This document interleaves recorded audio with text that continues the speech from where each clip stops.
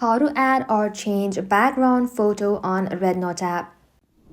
Hello everybody and welcome back to our channel. So let's get started without any further ado. So for that, first of all, you want to go ahead and open a RedNote application in your mobile device.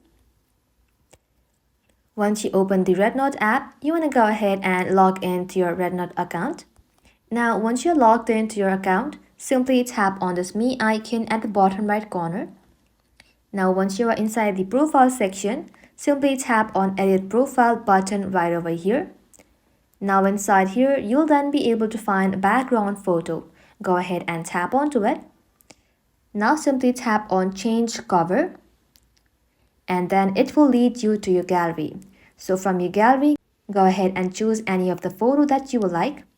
Once you select it, adjust the photo, and once done, simply tap on this red icon.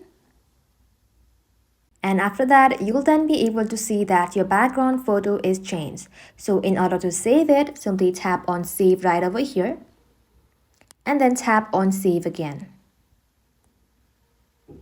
And just like that, your background photo will be changed on RedNote app. Well, that is how you can do it, guys. Thank you all for watching the video till the very end. And stay tuned until our next upload.